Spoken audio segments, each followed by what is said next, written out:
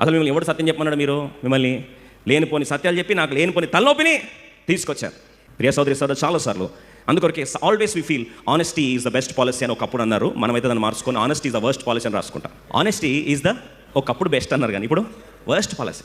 యథార్థంగా ఉండొద్దండి. ఏ రోటికి ఆ పాట పాడితే, ఏ ఎండకి ఆ గొడుగు పడితేనే బతుకుతారండి. ప్రపంచం అలా ఉందండి. మీకేం తెలుసు? లౌక్యం తెలీదా? యాకోబుని అడిగితే లౌక్యం చెప్తాడు, భలే లౌక్యం చెప్తాడు. జీవితంలో అన్నీ అవే. నాయనా నువ్వు ఏశావేనంటే నేను ఏశాని నాయన అని. సరే ఏశావనని చెప్పి సంపాదించుకున్నాడండి. ఆశీర్వాదం నిజంగా ఆశీర్వాదంగా మారిందా? లేదే. No, he didn't receive the true blessing. నిజమైన ఆశీర్వాదం పొందకపోగా ఒక మాట జ్ఞాపకం చేస్తాను. ఇప్పుడు వాక్యంలో మీకు జ్ఞాపకం చేస్తాను. ఆశీర్వాదం పొందుకొని యాకోబు ఎంత సంపాదించాడో, ఆశీర్వాదం కోల్పోయిన ఏశావు ఎంత సంపాదించాడో మీకు ముందు స్టాటిస్టిక్స్ చూపించాలని ఆశపడుతున్నా. చాలాసార్లు అనుకుంటాం మ్యానిపులేషన్తో ఏదో కుట్రవన్నీ అక్కడ ఇక్కడ అన్ని మళ్ళీ చేసి ఏదో సాధిద్దాం అనుకుంటే విషాదం ఏంటి తెలుసా అండి? అది యాకోబు జీవితంలో నష్టంగానే మిగిలిపోయింది. తన జీవితంలో ఏది సమృద్ధిని అనుభవించాలో ఆ సమృద్ధిని తను అనుభవించలేకపోయాడు.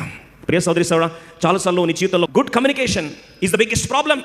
చాలాసార్లు అందరూ అంటారు, ఇలా మాటలు నేర్చుకోండి అంటారు. అదే కదా మనం చెప్పేది. You need to have good communication. Good communication అంటే ఏం తెలుసా? ఏది చెప్పాలో అంతే చెప్పాలి, ఏది చెప్పకూడదో దాన్ని అస్సలు గొంతు మీద కత్తి పెడితే కూడా చెప్పొద్దు. అది తెలియరా? వైట్ లైస్ అని. వైట్ లైస్ ఎక్కడున్నా అంటే ఇక్కడున్నా. ఈ ఫోన్ వచ్చిన తర్వాత ఇంకెక్కువైపోయాయి. ఎక్కడున్నా ఇక్కడే ఇంకా దాన్ని అన్ని కవర్ అయిపోతాయి.